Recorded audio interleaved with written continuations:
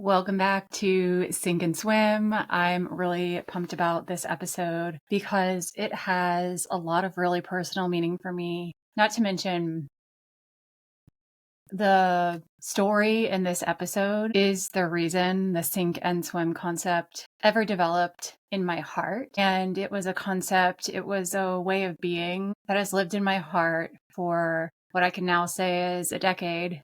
It's only recently that I was able to put words around it and give it the name Sink and Swim. But this particular episode feels so important to me to do and record because it's really the birthplace of this podcast. It's the cry for why I'm even here, interviewing people, telling stories, telling truths, revealing what being an authentic, fully expressed human really is all about, sharing the unfiltered parts of what that is, inviting people to bring their untamed, unpolished parts to the table, and just make humanness great again. And it took me a long time to actually sit down and write myself some notes on what I wanted to share in this episode. And that's what really this is about, celebrating the 10-year anniversary of being diagnosed with cancer. And anyone who has gone through cancer treatment themselves or has lived alongside someone who has been there and done that knows the way that cancer is classified is by your diagnosis date in terms of what they might call your survivorship timeline. I don't know if that's the actual term for it, but that's what we're going to call it. So I realized that maybe the reason I have done 10 episodes of this podcast without ever really sitting down and talking through the why of it was because it's possible my soul was telling me to wait to tell the story in the frame of my 10-year cancer diagnosis anniversary, or what I call my diagnosiversary, because it's not that it's hard to tell the story. I've told this story so many times. I'm very comfortable talking about it. But I think it's because that 10-year moment is actually an inflection point. And it is rooted in the logistics of how I am treated as a patient in the oncology world, in that if you are blessed enough to make it to the 10-year survivor timeline, then you get the choice, and this is maybe not the case for everyone who makes it there, but you get the choice to basically graduate from yearly checkups that are pretty involved. And what that looks like and has looked like for me for the last 5 years is getting a yearly CT scan of my chest, abdomen, and my pelvis, where I have to drink the nasty drink and fast, and it's a whole thing. I also now, since we moved to North Carolina, I have to travel down to Atlanta to get that done. And I have this real intuitive knowing that I don't belong there anymore because it just doesn't fit my life anymore. I'm healthy. I'm fully alive. I am like the healthiest cancer patient there is at the oncology office, which I'm so grateful to be able to say. And also just really recognizing that I don't belong there and continuing to put myself into that world feels unnecessary. And I see the alchemy in the entire story. Spoiler of this entire episode, I really see the cancer journey as one of the greatest gifts I've ever received. It continues to reveal gifts to me in ways that I never would have expected, especially now at the 10-year mark, and I've been doing a lot of reflection. As much as I could have done without all of the pain and the trauma and everything that came through it, it's really one of those phoenix rising from the ashes types of situations where I'm not gaslighting the pain, I'm rising from it. And that is the essence of sink and swim, is when we really allow ourselves to fully sink into some of the hardest moments of our lives. That's where we find the magical hidden doorways to our greatest rise. You have to sink in order to fully swim. And I feel myself even tearing up saying that. So it's one of those things that I know is so true on the soul level to acknowledge, and also acknowledge all of the parts of me that went through that in a way where I was I don't want to say there wasn't fear, but there was definitely a lot of courage and a lot of willingness to walk through some really, really deep, difficult moments. And I don't even mean that on the level of like my health and my body, but it has really become an instrumental turning point in what I would call my life story. With this episode, I want to lead with a couple of caveats, as I typically do when I do solo episodes and I'm sharing a personal story and a personal journey, because there's a lot of well-meaning people out there on the internet who can take stories and unintentionally twist our vulnerable moments in all sorts of different ways. There are going to be parts of my story that I share that may feel hard to hear. They may feel triggering, or you might downright disagree with some things I say. And that's okay. I'm okay with that. I'm not here to convince anyone or change your mind on the oncology industry or the medical industry or how someone should or shouldn't go through a deeply life-changing medical experience. That's not what this is about. This is really to share the why behind the concept of sink and swim. I also already mentioned this, but I'm going to say it again, is I wouldn't share any of this if I hadn't processed it or worked through things with professional help. I'm aware that people mean really well when you might reach out and feel bad for me or say, oh my gosh, I'm so sorry you went through that, or want to tell me how brave and how strong and how courageous I am. And it's not that, first of all, that comes from a bad place or that it's not true. It's that this is my lived experience. And I have a friend who pointed out to me something about a year ago, the concept of inspiration porn, which if you don't know what that is, go look it up. It's not the scope of this episode or my place to really define it out and teach it to you.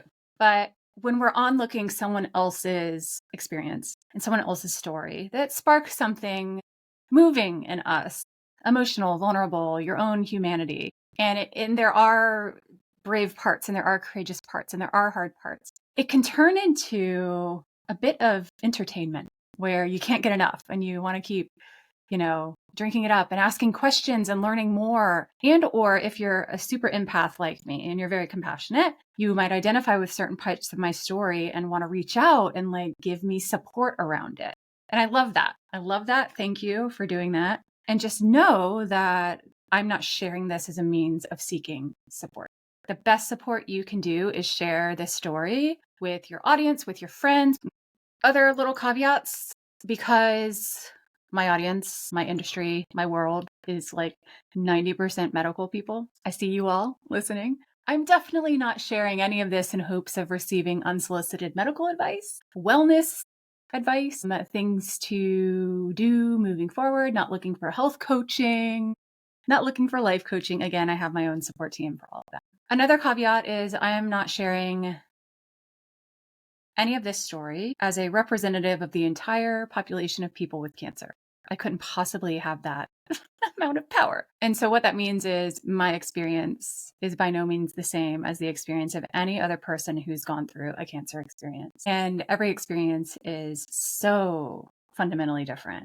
And I would probably argue that every person who actually lives through it or lives adjacent to someone living through it knows that's true. So there's nothing here for me to convince you of or sway you on. If you've had a different experience or someone had a very different experience than mine, good. That's what I would expect. And most importantly, and this is something that I'll actually go over in a part 2 of this episode in a couple of weeks, is sharing this story doesn't make cancer a part of my identity. It doesn't make it part of my purpose. The truth is, this is an important part of my story, very important part of my story. But I'm not a cancer patient.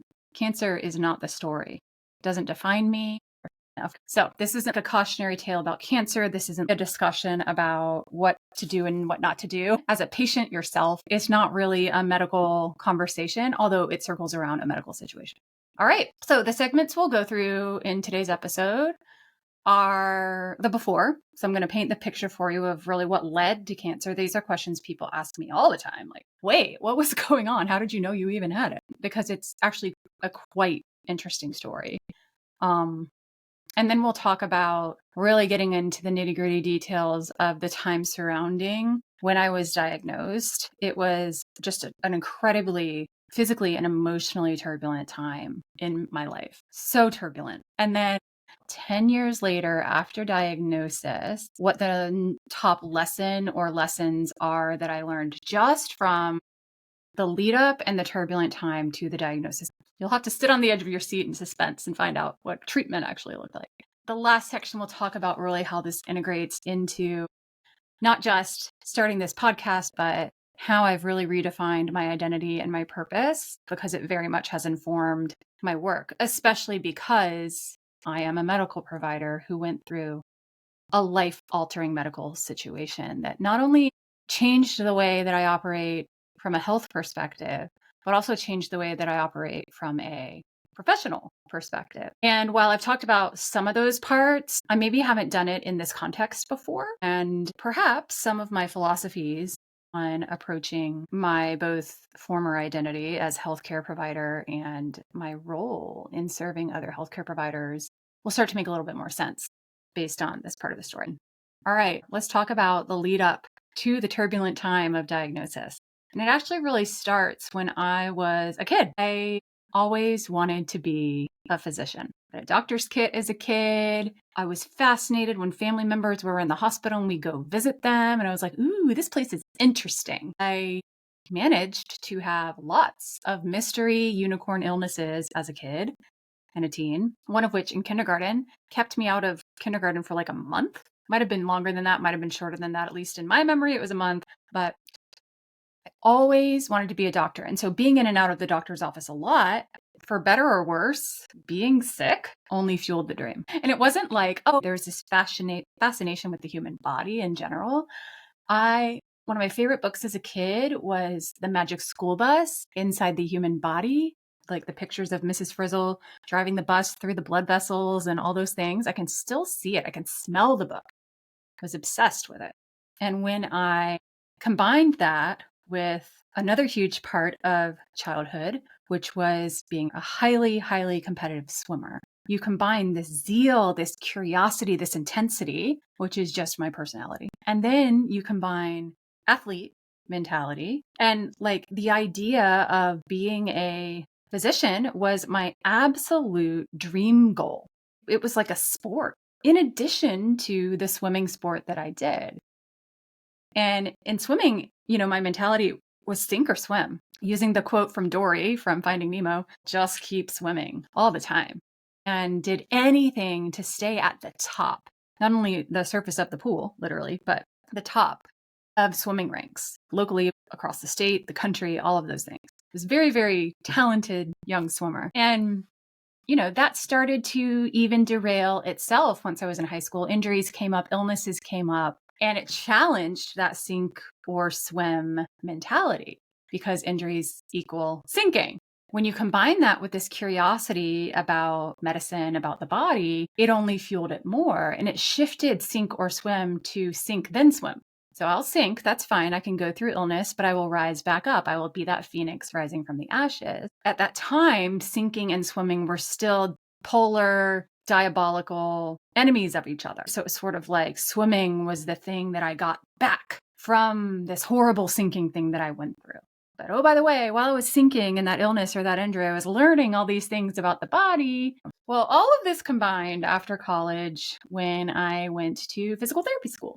So I shifted from being a pre-med to pre-physical therapy. I know that's a common story for a lot of people in the PT world. Give me a shout if that's the story for you too. And I continued that sink or swim mentality. PT became my new sport. All of that intensity, all that curiosity, just continued right on. And I also combined it with the actual athlete mentality and graduated top of my class from one of the top medical training programs in the country, and immediately went into sports medicine working with swimmers. Shocker, right?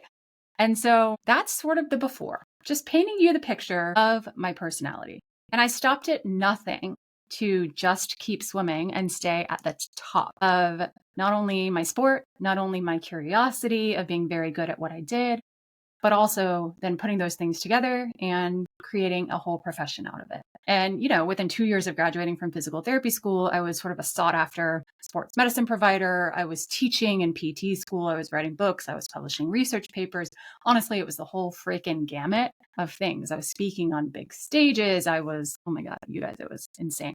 Not to mention I'd taken like every course there was. I couldn't stop learning. I wanted to learn everything. And again, that was me. A lot of that was purely me. And what I can say now, looking back on it was also a coping mechanism for a lot of things we don't have time to unpack in this episode.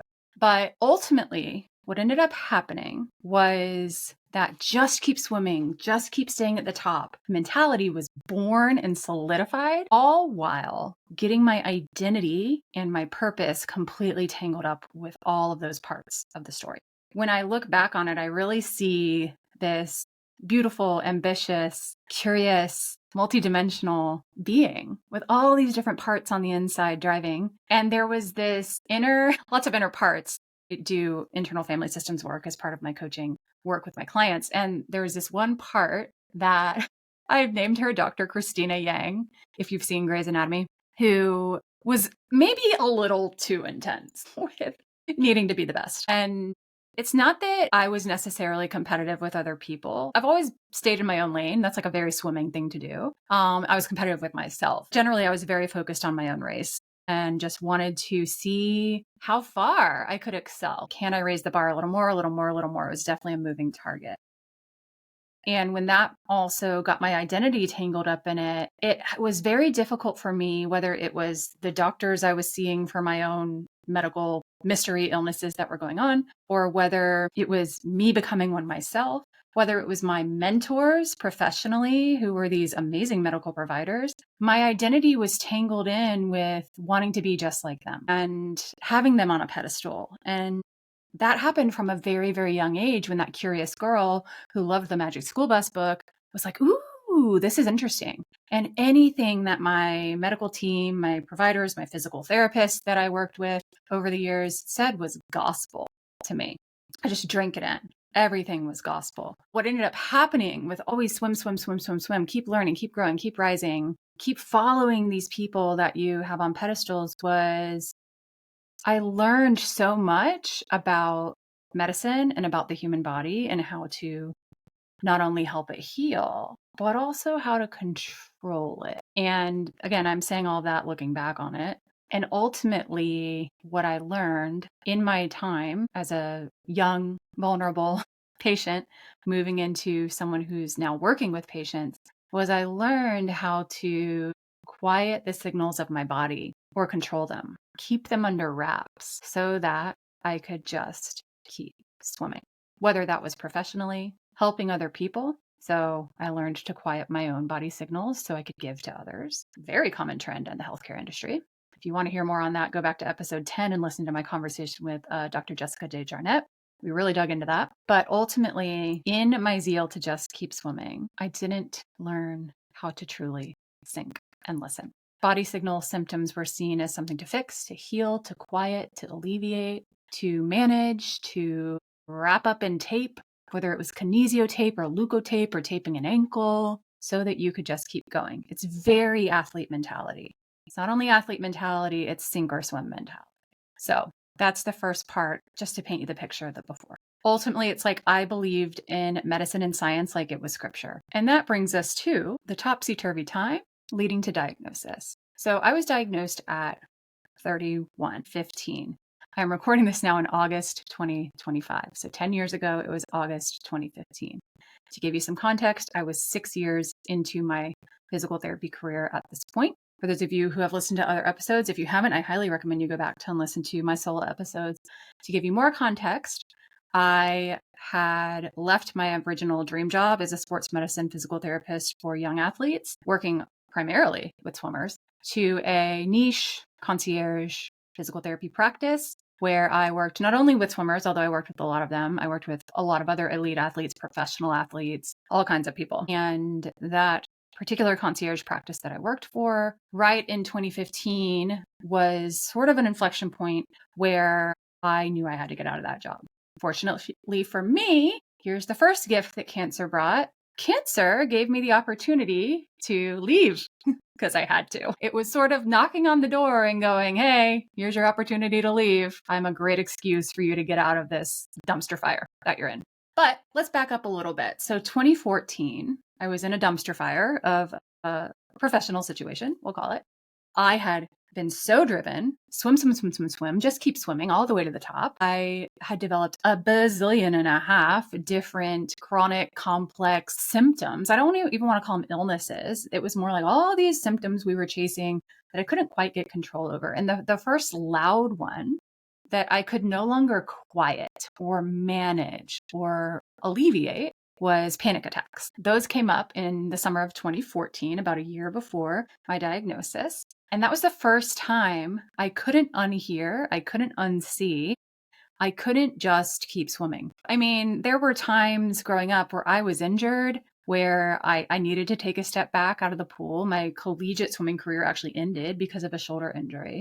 So I literally couldn't keep swimming. But I think that the panic attacks were the first time that I said, whoa, wait a minute. I'm not going to just proverbially keep swimming. I'm going to slow the fuck down and listen to what they are trying to tell me. They were so severe, I knew that I needed to take action in a way that was sinking a little deeper below the surface. And so I went on antidepressants. I know a lot of people have opinions about those. It was one of the best moves I could have possibly done. I also started doing therapy.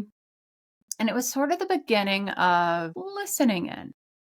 And over the course of a year, I did a lot of listening in and growing and healing and learning about myself and learning about that sink or swim mentality and how it served me in a lot of ways. And it's a really important part of my fabric, but it also maybe wasn't serving me. Then about 6 months after I had the panic attacks, so the panic attacks were in August of 2014, just keeping you up with the timeline here, I developed another mystery illness. So my body had started to calm down around spring of 2015. And then I developed this burning in my chest. And it took a couple of weeks to figure out it was my esophagus that was burning terribly. And I had pain in my ribs. I had this like burning into my shoulder, my right shoulder.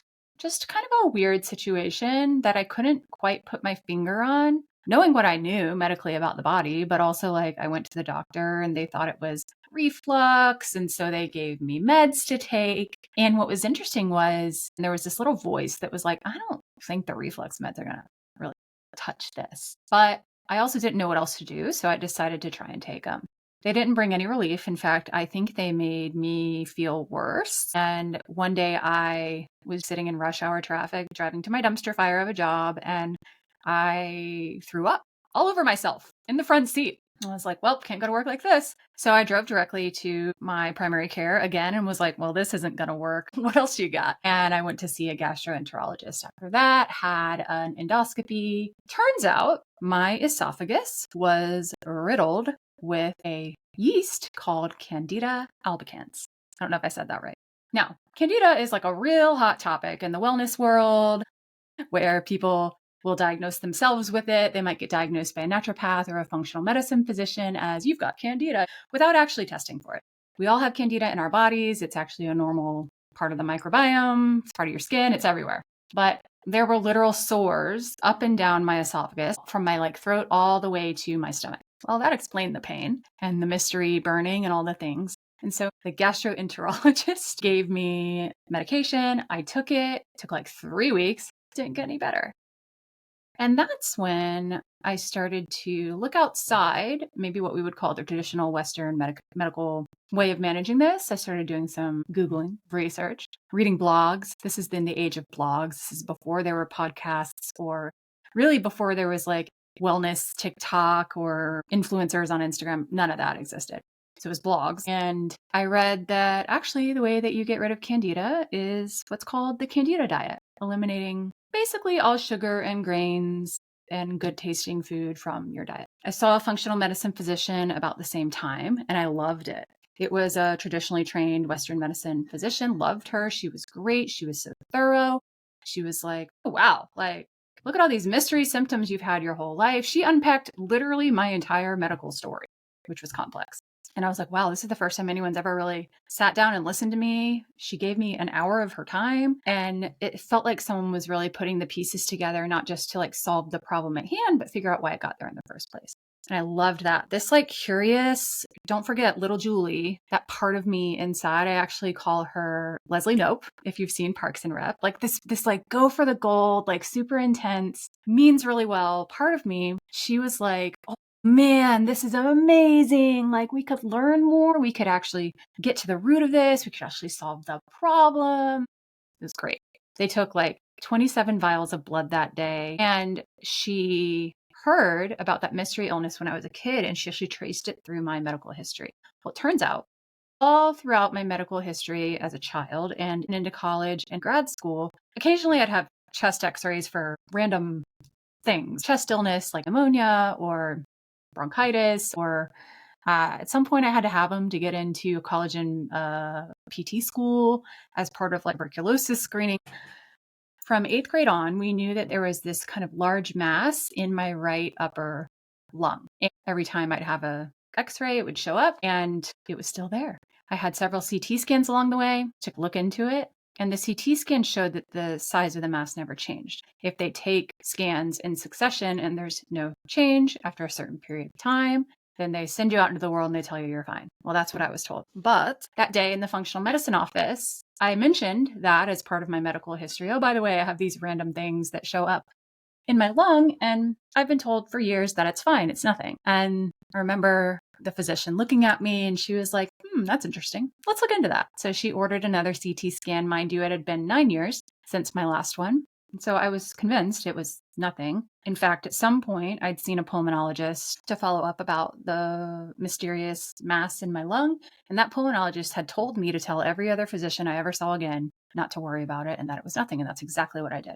But every time, even as a high schooler, that I went through getting an x-ray and then getting a CT scan and going through the whole rigmarole of seeing a specialist, even when they would assure me that it was nothing and back that with the data that showed that it hadn't grown, and also back it with data right in front of us that I was a very young, active, healthy, collegiate level elite swimmer. And I showed, like, my lab tests were normal. I showed no signs of it being cancerous. I had nothing to worry about. Even though there were all these assurances, this deep voice, very deep, would whisper, let's call her Hermione, after Hermione Granger in Harry Potter. Hermione would whisper, what if it's not nothing? But in that sink or swim, we're just going to keep swimming. We're going to trust these doctors that we put on pedestals. I'm now a doctor. I identify with their expertise. I'm listening to the protocols they're following. I believe them. That part of me, the Dr. Christina Yang, would speak up and basically hush that Hermione voice inside of me. So I listened to the functional medicine physician say,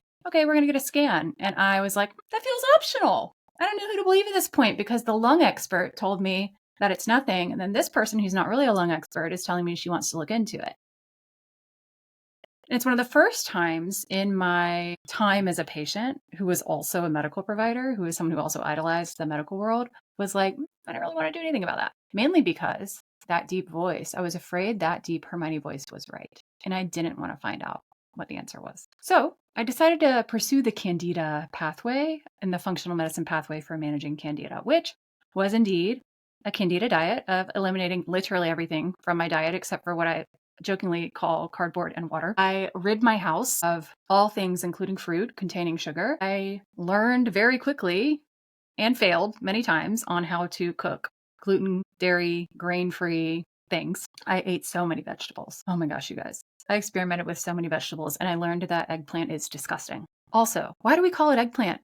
Why can't we go with aubergine like they do in Britain? So much better. So much better of a name. Anyway, tangent. I was full sink or swim on the Candida diet. I was like, all right, game on. We're going to freaking master this. I'm going to do it right. I'm going to do it well because the medication didn't work and we are going to get rid of this. I also left that functional medicine appointment with like umpteen supplements umpteen being a very precise number, obviously, and like a zillion and a half teas and lifestyle changes and meditations and all kinds of things that I was like, yeah, game on, let's do it. So I turned my entire life and like wellness routine upside down in the name of getting healthy in about 72 hours. What could go wrong? Looking back, while this was, I believe, and I still support changing your diet for certain health issues, absolutely. I would say there was a real read the room opportunity that didn't occur in that functional medicine visit to actually look at who are we handing over the keys to this restrictive, regimented diet and lifestyle. And so when I look back on it, I can, for me, for Julie, in all honesty, say it was a borderline, if not outright, eating disorder dressed up in the name of wellness. And I only know that because of how much pressure I felt, how 5 days into the diet, I was sobbing over the stove, trying to cook pancakes out of coconut flour that I was failing miserably at cooking because I had no idea how to do that. And I was so hungry. I was hangry. And yet I was so devoted and so dedicated to what these doctors said I had to do in order to get better and be healthy that I didn't allow myself the mercy and the grace to break the diet until I was crying over the stove. And I remembered in the back of my mind that I had made these popsicles like a month earlier out of almond milk, banana, and strawberry. And they're in like the bottom back of the fridge. I'd forgotten to throw them out when I threw everything out. And I had like 5 of them. And I could have never felt better when I just allowed myself some sugar. But I was terrified that by giving myself the sugar, I was going to make the Candida worse and I was going to get sicker. So that's when you know it's a problem, clear symptom. And what's really interesting is I ended up on that diet for like a while. Like we turned it into from a Candida diet to an anti-cancer diet. Guess what? They're like the same thing. And again, while it was important to maybe modify my approach to how I was fueling myself and how I might have been inadvertently fueling cancer, even though I ate very healthy and clean already. But I think that any diet we give any patient, even very, very well-meaning ones, can become extreme in hands that aren't quite equipped to handle that diet in a healthy way, in a sustainable way, in a way that really honors who they are. And it pulls people away from their intuition. It pulls people out of their bodies and into rule books. And that can only create a bigger divide and a bigger lack of agency and sovereignty in their own personal management of themselves. And honestly, I would say, just like it did with my sport, with my profession, it became an identity. And that's when you also know it's a problem.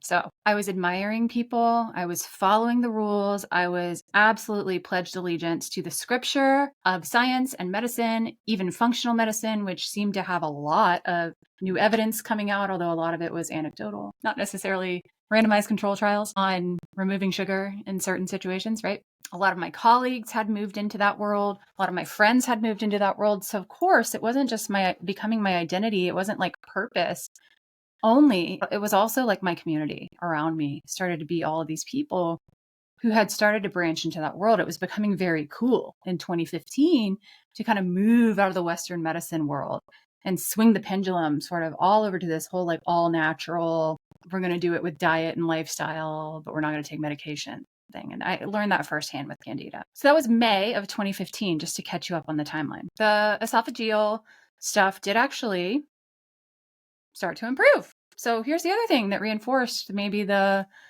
unhealthy obsession with otherwise healthy eating, which we might also call orthorexia. My symptoms improved. So I was getting some payoff for it. So again, it's not that it wasn't helping. It's that my approach to it, a very well-meaning approach in the hands of someone who had at the time a very type A perfectionist-driven way of being. At that time, that Dr. Christina Yang part inside of me was literally driving the bus. That athlete inside of me, that Leslie Knope inside of me were like gangbusters with all this kind of stuff. By June, I decided to get that CT scan. My functional medicine physician was very wise, and she told me that I could not come back to see her until I had the CT scan. So I waited a month. I got it done begrudgingly and went back to see her so I could get my lab results from my blood tests. Well, first of all, the mass had more than doubled in size. It had gone from 4 centimeters in diameter to 10, the size of a grapefruit, over the course of 9 years. Secondly, my blood tests were off the charts for inflammation. Now, we didn't know what the mass was, and she knew that I'd just gone through this Candida stuff. So she was like, well, that could feasibly raise what's called your CRP, one marker of inflammation in your body. And so I was like, well, game on. I'm just going to keep up this diet. I'm going to keep up everything because that seemed to eradicate the Candida. Maybe it'll eradicate the inflammation. And she was like, I really think you might want to see like a thoracic surgeon about this thing in your lung. Like, let's just like do a consult. Again, she's kind of like threw the ball in my court. And I was like, sure, yeah, I'll look into that. And again, like dragged my feet. Several weeks later, I finally got around to it, end of June. I went to see this guy, super skilled, super well recommended by several of my physicians that I saw. And the first thing he said when I walked in, I was 31, was, how old are you? You're like 50 years younger than my average patient. And I was like, no shit, Sherlock. I sat in the waiting room and with all due respect to these people, I feel like they could be my grandparents. And I felt like I didn't belong. These people are sitting there, not the picture of health by any means. When you go to the thoracic surgeon, it's for lung cancer for the most part. Your typical person with lung cancer is someone who typically, not always, definitely there are exceptions to this, are going to be people who don't lead super healthy lifestyles. So I definitely didn't feel like I belonged. He assured me he didn't think it was cancer because of how I looked again, and decided to run a bunch of tests. There were all kinds of things that we did. All of them came back inconclusive. He suspected we needed to take the mass out because it was so large. It's humongous. There's a grapefruit up here under my collarbone in my chest. But he was like, well, there's really no rush because you otherwise seem pretty good. Well, those were famous last words. Early July, I had a surgical biopsy with him and I never really bounced back from it. Finally, things continued to spiral and I got sicker and sicker and I couldn't work anymore. Yeah. Didn't bounce back after a very routine outpatient surgical biopsy. And I decided to go on disability leave. And that was the first time in my life I actually really gave myself permission to fully rest. But it took being so sick that I couldn't even stand up at work to do my job to do that. I was running constant fevers. I was having night sweats. I couldn't sleep in the same bed as my husband because I was soaking the sheets through several times. And it was a terrible situation. It was hot. It was summer in Atlanta. We lived in this old house that didn't air condition super well. I just remember being hot and sticky for weeks on end and miserable. And I would lay on the couch and watch Friday Night Lights, Texas Forever, and just pray for each day to pass. Meanwhile, the thoracic surgeon was meeting with experts from all over the place to figure out the approach because this tumor was so big. I was so young. He wanted to take advantage of me being really young so that he could be more aggressive, but didn't want to be so aggressive that it took me out functionally of my ability to use my arm or my neck or anything like that. So I was just waiting and getting sicker. Finally, I was so sick one day that I drove to the functional medicine office. I set up a sick appointment because my primary care didn't know what to do to help me. And so I went to this person who seemed like the only one really willing to listen. And I was like, everyone's investigating this mass, but no one's really asking what it is. It seems like it's inconclusive on biopsy. It's not really showing up as anything. And she took a bunch of blood and she's like, I'm going to send this off to the Mayo Clinic. We're going to see if you have some weird, really rare infectious diseases that can lead to random masses in your lung. So she did, and kind of like also looked at me and was like, I don't know what else to do for you. It's not that she didn't want to help. She was incredibly compassionate and supportive, but like I just basically had fevers and anemia and there's nothing really she could do. I was already taking iron. I was taking stuff to help the fever. So the next day she called me because my blood work had come back showing I was so anemic that I needed a blood transfusion. And what was interesting at that time, by that point, every morning when I woke up, I was so anemic that when I sat up and tried to stand up, I would black out. And so she was like, I want you to go to the emergency room. I'm going to call ahead and let them know what your blood values are and let them know I think they should admit you to the hospital so that you can get blood transfusions. Well, unfortunately, when I got to the emergency room, they took my blood and my blood values were low, very, very low. But basically, you have to have 7 or lower of hemoglobin in order to be admitted for a blood transfusion, and mine was 7.1. So the ER physician, seeing how sick I was, seeing how miserable I was very apologetic and was like, look, I believe you that your blood values were lower earlier today, but they're not right now. And I have to follow protocol and I can only go off of what we're seeing right here. I was devastated because I was like, oh my God, this is my chance to finally feel a little bit better. And he said something that was really interesting. What's really interesting is it seems like, Julie, in your case, nobody has connected the dots that maybe this mass is what's causing your really severe anemia. And he said, I'm concerned about that because masses that cause severe anemia are often cancerous, but you've been told this isn't cancerous. So what I want you to see is this specialist who can probably help put those pieces together better than me. And I'm going to go call her. She agreed to see me the next morning, about 12 hours later. I went home that night. I fell asleep on the living room floor because I was afraid when I woke up I would fall. So I was like, let me just start here. And I was feeling encouraged to be able to see someone who could maybe put the pieces together for me. Well, that morning I did wake up and I got up to go to the bathroom. I really had to pee. So I ran into the bathroom and felt myself nearly black out, but I didn't. Made it there, stood up, felt myself nearly black out again, but I calculated I had maybe like 25 feet to get back to the couch. And so I tried, but I didn't make it. I blacked out, completely hit the deck, like hit my head all the way on the ground. And fortunately, Daniel was there. He saw it. He hadn't left for his normal morning run. He called 911 and I ended up back at the same ER. And at that point, because I'd had a fall, that qualified me to get admitted to the hospital. That's what it took. And this is such an example of medical science protocols, decision-making models that are generally very good for helping physicians to make really good, sound, evidence-based decisions. This is an example of where they worked against me and it actually harmed me potentially.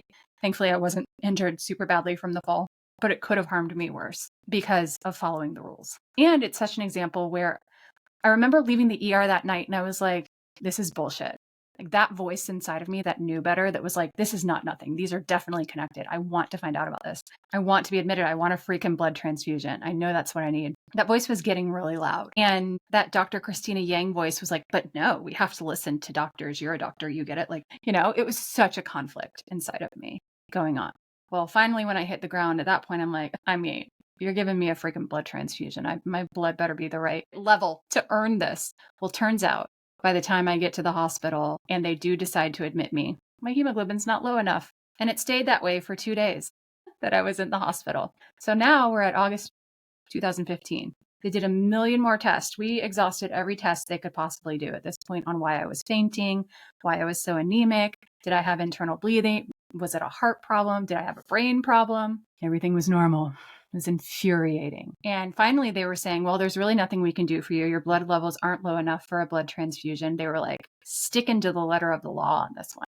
And I get it. Blood transfusions are risky. If you're a medical provider, I absolutely get why people made this decision. So no shame on them. I get it.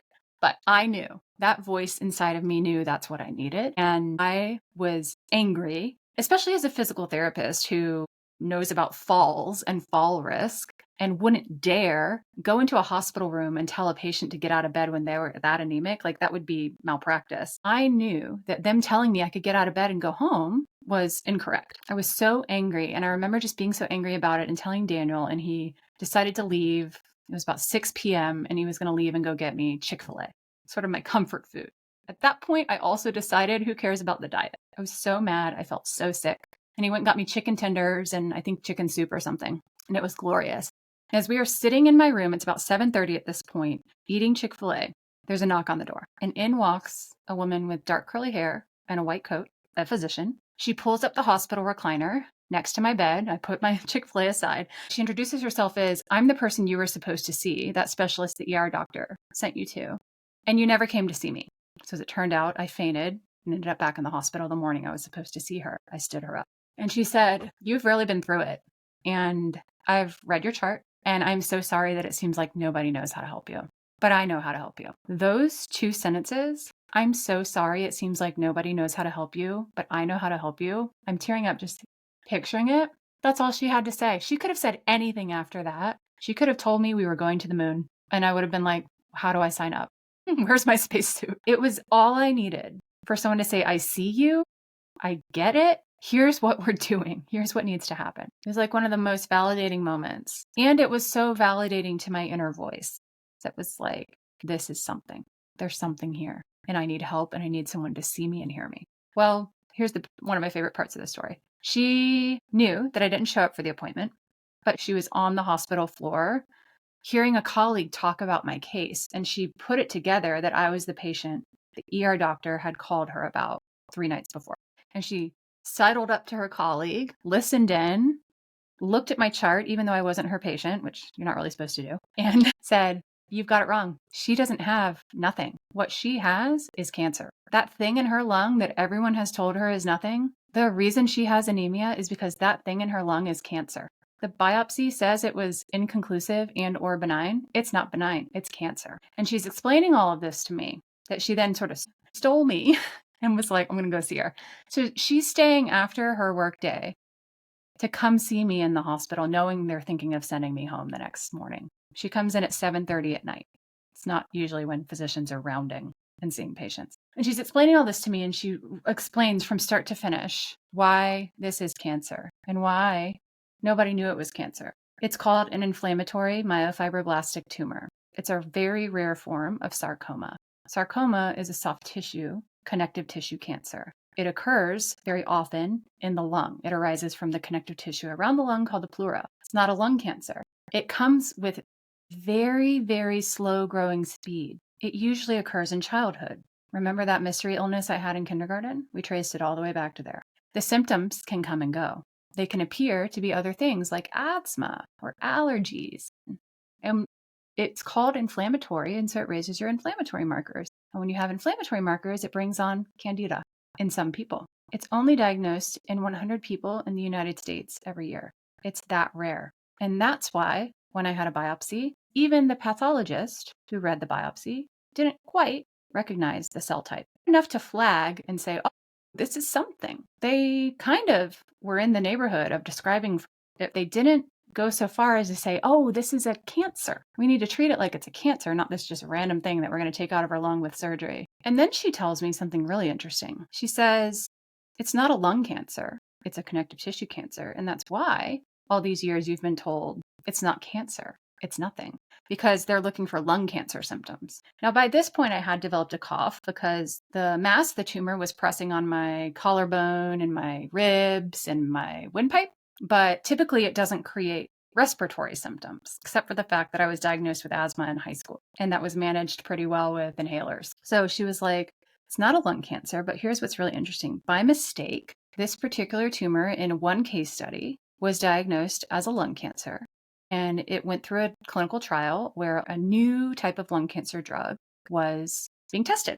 That particular lung cancer drug is what's called a genetically targeted chemotherapy, where it targets only cells that have a gene mutation that cause the tumor to grow." And she said, so what they learned by mistake was that 50% of people with inflammatory myofibroblastic tumors, or IMTs, like yours, might qualify for this drug. So 50% of the tumors had the gene mutation that made the tumor grow. And that drug targets cells that have that gene mutation. She said, so what we need to do is take your tumor sample and send it off to a special lab that's going to do some genetic testing. The ultimate way to cure this type of cancer is surgery. So you're already on the right track with that. But in an ideal world, you have a 50% chance. If you qualify, then what we could do is potentially try that chemotherapy and see if it will shrink the tumor. So you're no longer going to be trying to take a 10 centimeter tumor out of your lung, which will cause a lot of collateral damage. We could get it as small as possible and give you a much better chance at super great long-term outcomes, especially because you're so young. So that was the plan.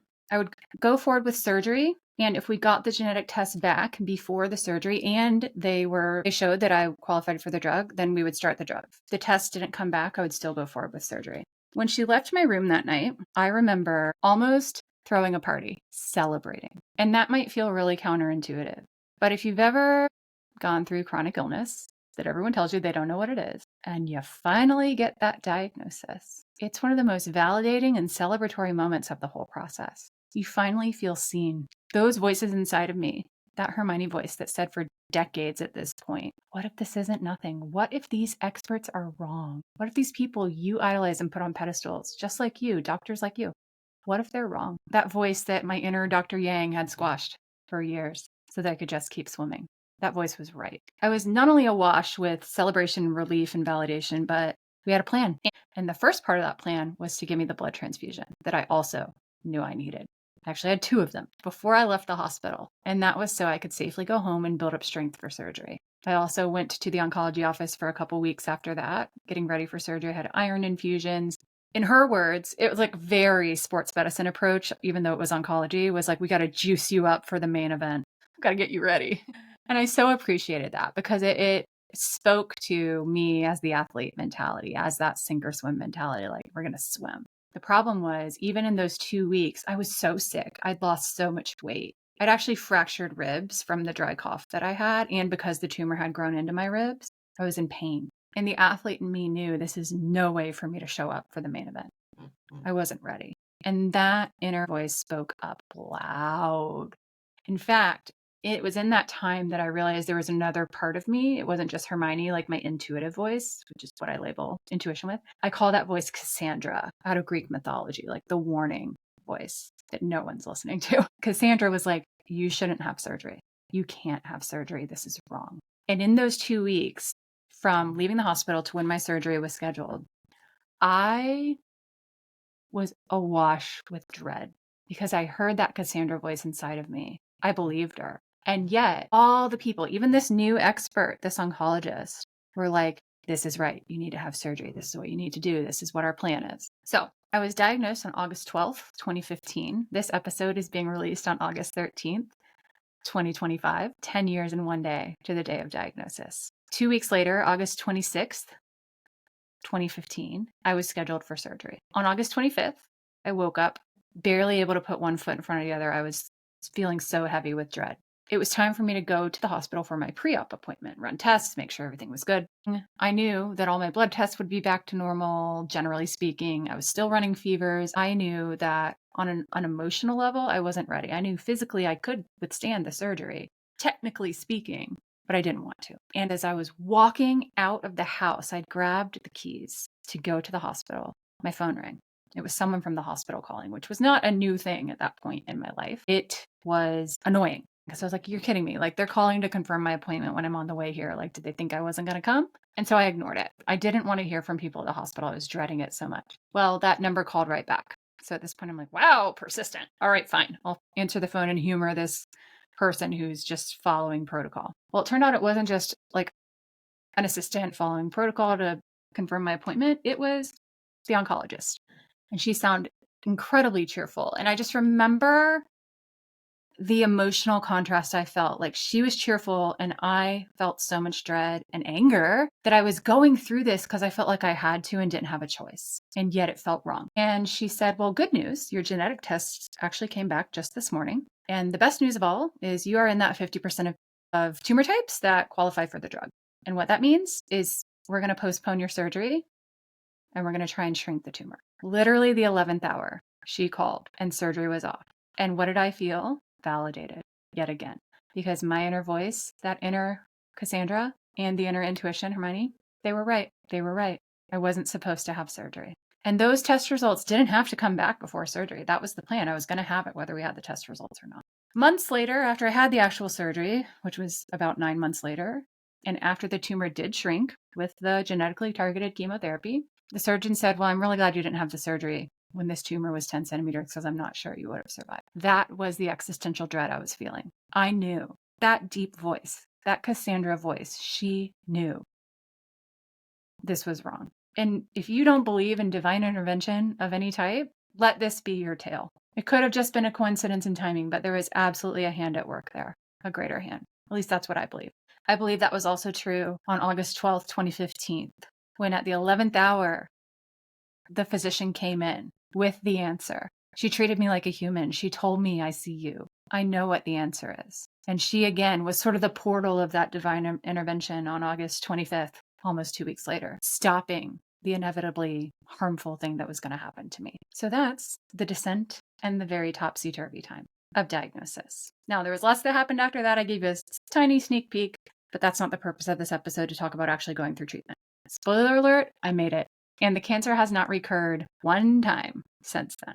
So 10 years later, on June, I don't know the exact date, it was mid-June of this year, 2025, I had my 10-year scan in Atlanta. I drove down there. I got an Airbnb. I've made it like kind of a fun trip for myself because it's inherently not a fun experience where I don't feel like I belong. I had a wonderful coffee date with new friend Megan, rode my mountain bike. went for a swim at the pool where I grew up, just kind of rewalked a lot of the journey. And it gave me a really wonderful opportunity to reflect on that personality of mine, that swimmer that was born from a really young age, that sink or swim mentality. It gave me the opportunity to rewalk a lot of the scenes from the cancer diagnosis part of my life.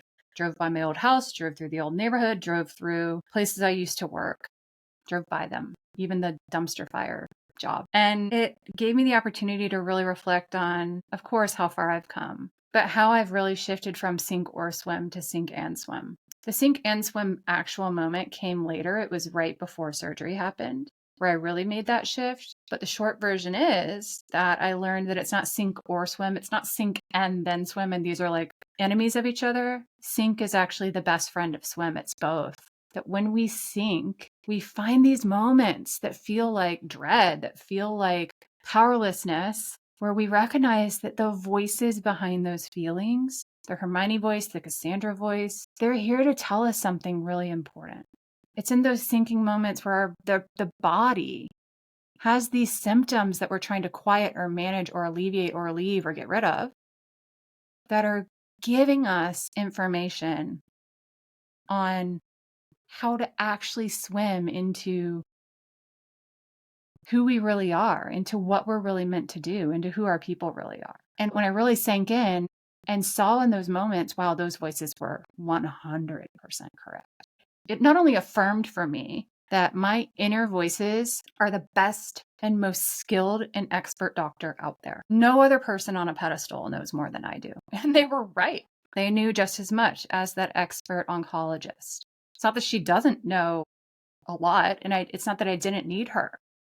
It's not that I didn't need that functional medicine physician to go, wait, I think there's something in your lung we want to look at. It's that they were external voices that were confirming what my internal voices were already saying and had said for decades. And voices, and they're always right. I didn't put that together right then. It's only in living out the tale over 10 years that became so solid for me. Those voices became louder. They became more self-assured. They showed up through other health issues. They showed up through other things that I was running around trying to manage through functional medicine or balancing hormones or balancing my cortisol, or basically seeing when I look back that Candida was a symptom of a deeper thing. Energetically speaking, somatically speaking, cancer was a symptom of a deeper thing. That's out of the scope of this whole episode, but I believe that it has a biological and chemical basis, probably a genetic basis. We don't know exactly how I ended up with cancer in my lung as a small child. But what I also know and have done a lot of research around, but also very, more importantly, intuitively know that there's a certain series of emotional, energetic, psychological wounds, processes, experiences that maybe didn't cause the problem, but didn't help the problem. And as I said, there's way more to that than we can unpack in this episode. So all that to say, when I look back on it, I see that my voices were always right. I see there's this deep voice in there that when I was having panic attacks would say something is happening and nobody is coming. That voice was correct because something was happening in my lung ever since I was a small child and nobody was coming for it. In fact, I was told for decades it was nothing. But that voice of panic, which was labeled as an anxiety disorder, was actually correct. So when we sink into and actually listen to what those parts of us are saying, they're right. And when I look at that over the course of my life, of my health, of my clients that I've worked with, both as healthcare patients and also now as coaching clients, generally speaking, all of our inner parts, while they may show up with irrational things to say or very burdened experiences and heightened emotional experiences and somatic experiences or really mystery illnesses, they're right. The stories they're telling are right if you get behind the surface of what the stories are saying and listen to the essence of the story.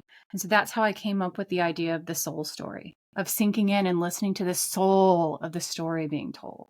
When you look at my cancer story, it illustrates that perfectly. The words that the parts were using, Hermione, Cassandra, even Dr. Yang, the words weren't 100% correct, but the essence of the story behind them was correct. And I've seen this over and over again with people. And I just want to be really clear that I'm not saying every disease is psychosomatic. I'm not saying that there aren't like biochemical causes to our diseases. I'm not saying that sugar doesn't cause cancer, all those kind of things. It's so multifactorial and nuanced. But if we ignore these parts, then we miss a huge part of the story. And if we go at it with a sink or swim mentality of just heal it, fix it, relieve it, quiet it, we miss the story. If I go gangbusters on it with my inner Dr. Yang running the story, not only for my own health, but other people's health, I'm going to miss the stories that their souls are trying to tell me. I'm certainly going to miss my own. And that has been a relationship that I have developed with all of my inner parts to really hear what they're trying to tell me. And when it is time to seek Western or functional or Eastern or alternative medicine options, and when it's not, when it's actually not necessarily a health issue, but an issue that might be more spiritual or emotional in root. Usually it's all three, but sometimes I can parse it out a little bit. But I've had to almost reorient. I've done a lot of therapy around this to reorient my relationship to these voices. I see the value in anger now. How angry I was when I thought I was supposed to have surgery and all these people were telling me to do something that my deepest voices knew was wrong. That was the voice of Cassandra. She was so angry, but that anger was important. He was trying to protect me. He was trying to get my attention. How angry I felt before my diagnosis when people were telling me this is nothing. You can't have a blood transfusion. And I'm like, you can't send me home without it. That would do me harm. But they were going to do it anyway. That was such an important clue. And we as women are taught that anger is wrong, that it's bad, that makes us mean or bitchy or whatever. Such an important clue. I also redeveloped a relationship with health information. That part of me, that inner Leslie Knope, who's so curious and just wants to be the best and learn all the information. She's still present. She still gets to learn, but it's no longer in service to avoiding or fixing what she views as a problem or what my inner Dr. Yang views as a problem, either in myself or in my clients. Now, I moved out of healthcare, and a big reason I moved out of healthcare was because it is based on a problem-based model, where we see pathology, we diagnose, we fix it, we intervene, and it keeps patients in this identity and in this purpose of being sick. And I'm not just talking about a reactive-based model where we only react to problems. There's also preventative medicine or even functional medicine and wellness that pathologizes things that aren't necessarily problems to be fixed, but they might be information about a deeper issue or something that actually doesn't need to be chased, but just needs to be accepted. One thing that I've done over 10 years is I've reoriented my relationship to what being healthy and being well actually looks like and being fully alive. I no longer consume health information obsessively. I no longer have a lifestyle or a diet that I feel like if I break one rule, that it's all going to fall apart. I make decisions from an intuitive place, from that Hermione voice, from my inner Dr. Yang, who is now wise and a resource that I tap into when I need to. I don't take a million courses, mainly because I'm not practicing in healthcare anymore and I don't have to, but also because I understand that too much information can absolutely cloud your intuition. We're quite complex and we're also not complex. Most people have the answer within them on what it is they need or what's going on. And when we position ourselves as these experts of them, of their experience, it sets up a power differential. It sets up pedestaling where we either want to be on the pedestal because it makes us feel powerful. And I hate to say that as healthcare providers, but it is so true. If you find purpose in healing, helping, fixing, saving someone else, it can develop that. You contribute to it. But then even if you don't hold that role or that identity for yourself and you kind of want to be equal playing and collaborators with your patients, they might still pedestal you. And that's a huge way that our healthcare system is broken, that we don't allow the sovereignty and agency and autonomy of people's intuitive knowing to have a seat at the table. Now, I only choose my medical team, regardless of whether they're in that sort of Western, Eastern alternative label for themselves, if they allow my intuitive voices to have a seat at the table. If they respect that I have a medical background and I actually speak the language, there's nothing I hate more than when I actually walk in informed and I'm looking to have a collaborative conversation with a physician or an NP or a PA or whoever it is to help me make an informed decision. And I walk in having done a huge literature review and I'm very clear what the evidence says. And they tell me that I'm wrong. And I'm like, I printed it out. It's in front of me. What do you want me to do? And it's not because I'm wrong. I know I'm right. It's that, you know, they're doing their best. They may not know. And so they're operating within whatever silo or paradigm or protocol or whatever it is that they were trained to do. Just like we can't give you blood because that's the protocol, even though this person in front of me is telling me they need it and is showing every symptom that says they need it and is falling on their face. So I only choose providers now based on how sovereign I feel, not their credentials, not how much I look up to them. In fact, I choose to look at them as an equal. What I also have done is I have muted or unfollowed 80% of wellness and medical providers on Instagram. I don't need a constant flow of medical information for me to feel safe in my body. I need to feel safe in my body. And knowing what my background has been and how I approach health, both as a provider supporting others, but also as a person supporting themselves, and as a patient engaging with the medical community, is more information, is not more. It's just more chaos. And it can create, without you even meaning to, that regimented rule system. Case in point, perimenopause. Perimenopause is absolutely having its moment. And I love that for us, especially those of us who are right in it in our 40s. The problem is, even that is developing this sort of rule book and all these protocols that are rigid that you need to follow. I fell into that, like had the protein down and the strength training and the fiber and blah, blah, blah, blah. But what I missed in all of my intuitive discernment was I needed hormone replacement at 41 because so many of my very well-meaning providers that I had handpicked told me I was too young. And so I gaslit myself into thinking my cortisol was too high or I had a gut microbiome problem. All, again, well-meaning interpretations by the functional medicine world. But it totally missed the symptoms of the person in front of them, the voices, the things I was saying to them. I gaslit myself too with my own wellness knowledge.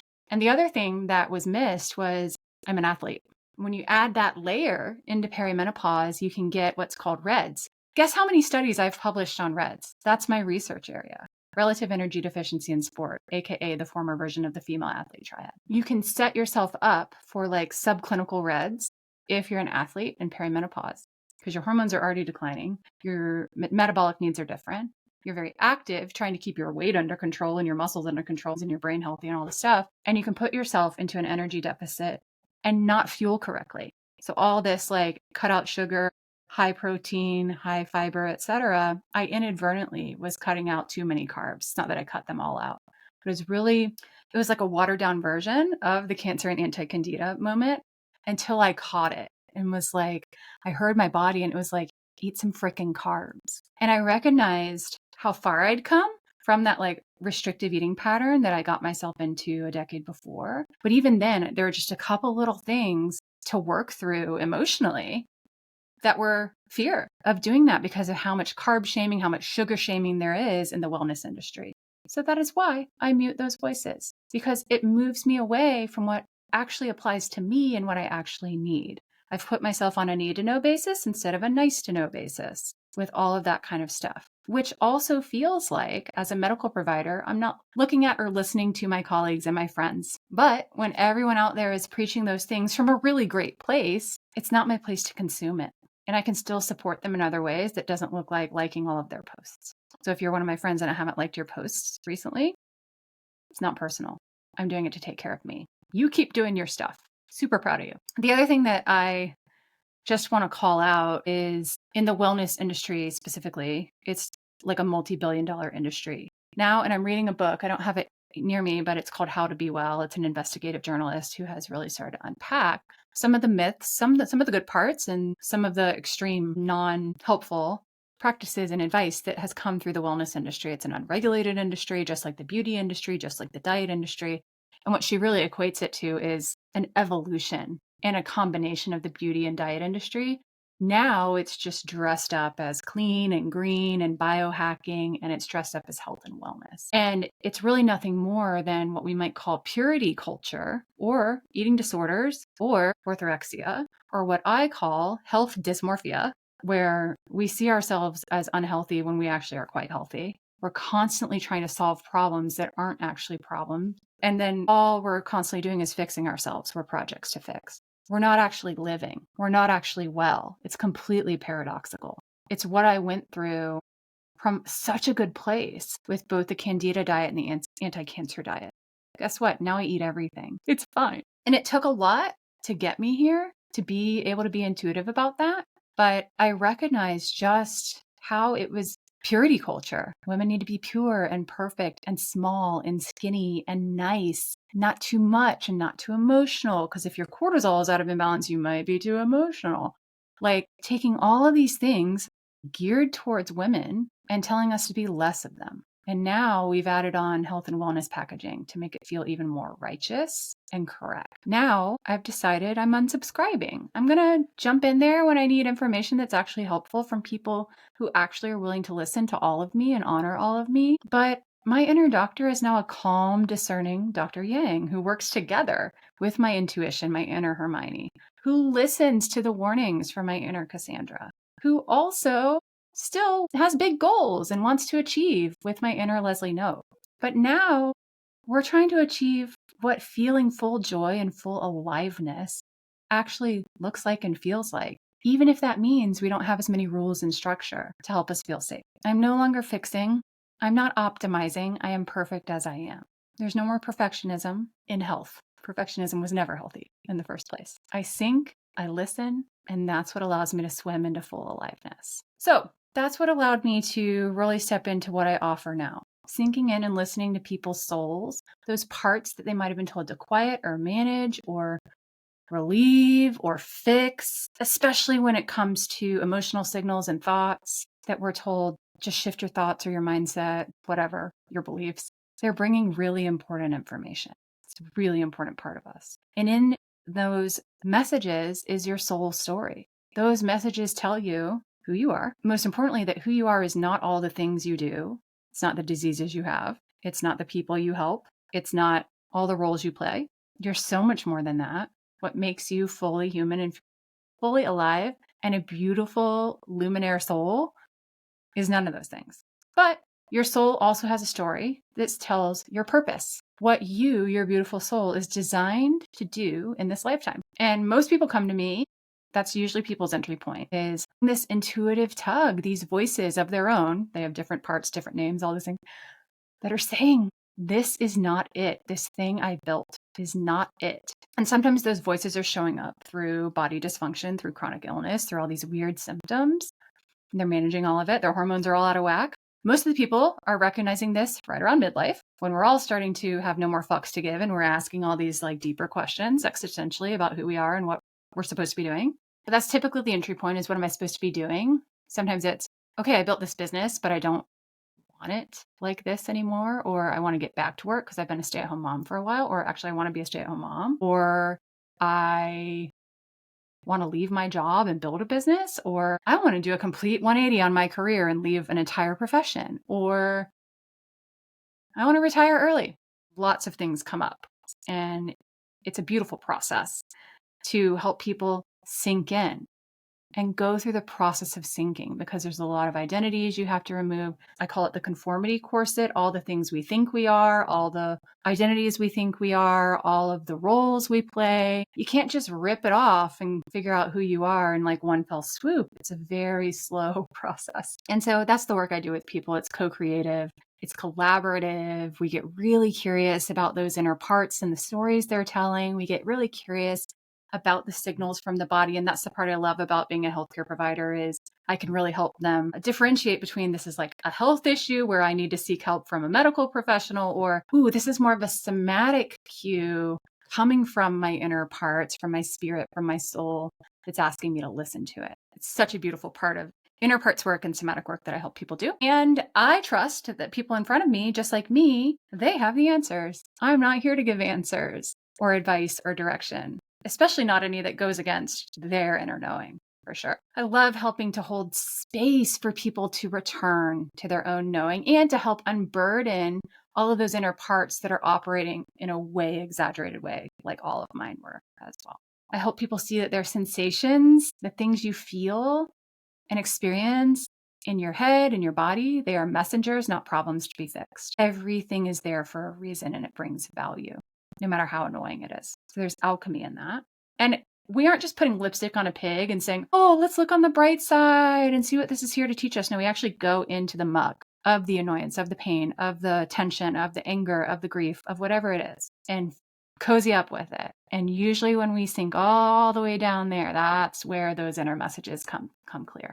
I help people shift from fixing problems to shifting towards being fully alive, really following what it is they want. Most of the women I work with come to me really clear that I don't want this. They have no clue what they actually want, and that's terrifying to them. It's terrifying in the same way I had moments in my 10-year journey from cancer where I was like, well, I don't want to feel like I'm constantly chasing problems. I don't want to feel like I'm constantly a project to fix. I want to feel relaxed. I want to feel intuitive, but I don't actually know what that looks like. And the only way for me to really get there was to sink into the parts of me that wanted to micromanage and hyper fixate and diagnose and all the things, and really listen to what was going on behind their operating system.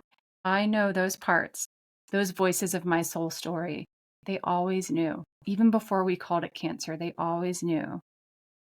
It's not what all of the experts told me it was. Those parts always knew that sinking fully into that illness was an initiation. And I think that's why they were so willing to let go and really tell me what was happening. But ultimately, it went from pledging allegiance to science and medicine as gospel to seeing symptoms and these inner parts as their own version of a sermon to listen to. That medicine, the best medicine, is often not what you read in a research study. It's often not what a wellness influencer tells you to swallow or do with your colon or chant 6 times a day. It's all inside of you.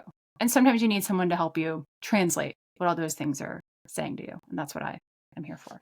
The sink is where the magic happens. That's where the instructions to fully live, i.e. fully swim, exist. For me, cancer 10 years ago was not a diagnosis. It was an invitation to redirect to full aliveness. So 10 years cancer-free, technically. At my 10-year appointment with my oncologist, I have to tell you, he was actually quite hesitant to say those words because he's trained to look for problems and fix them. And that's another reason I always get annoyed going down there, because you take a scan of someone's body on any given day, something's going to show up, something weird. I've had blood vessels that are not in the right place. I've had random masses show up in my other lung. I've had ovarian cysts. I have a fibroid. All kinds of things show up. And an oncologist's job is to investigate. Basically, it's guilty until proven innocent. That's their job. I get it. Anything could be cancer these days. And sure enough, other stuff shows up on my scan every time. And he's like, oh, I don't know, I probably need to follow that and keep an eye on it.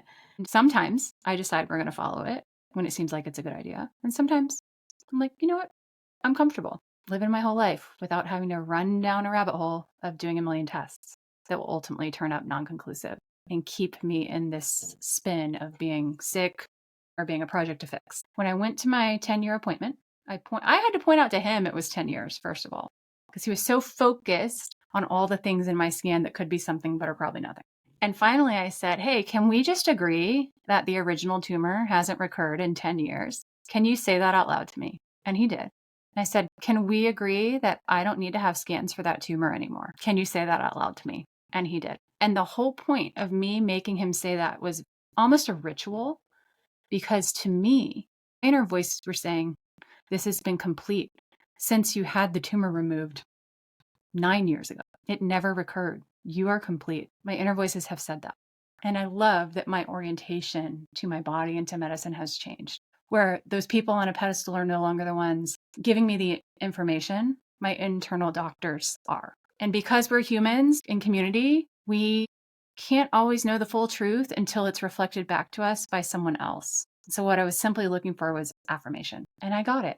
And so now I'm fully alive. And I'm so grateful for that. In fact, I'm throwing a party in celebration of my 10 years in a couple weeks. And I can't wait. It's going to be all about life. It's not going to be about cancer. The whole theme of it is about living fully. So if you also have made it through something that was real touch and go, and maybe it wasn't cancer, maybe it was an emotional thing, maybe it was a divorce, maybe it was death of someone or something important to you, I recommend, 1, getting support if you haven't already thought of that. And number 2, you have the dark parts that are hidden below the surface. You can be afraid of those. And there's also an opportunity to do it with support or do it with courage. Courage is not the absence of fear. It's deciding to sink in, even when it feels scary. And I recommend you do that in a titrated, kind way to your system, which is why having support for it is really important. So we're celebrating being fully alive. We're celebrating being 10 years. We're celebrating being at the 10-year diagnosiversary. Cancer is not my identity. It's not my purpose, but it's such an important part of my sink and swim story. So thank you for listening. I'm going to be talking a little bit more about this in my next solo episode, specifically around how this has shaped my relationships in the healthcare world and my relationship to my identity as healthcare provider. So thank you for listening. I welcome you to share this with anyone if it resonates with you. Leave a review on any of the platforms and make sure to tune into our next episode. Bye.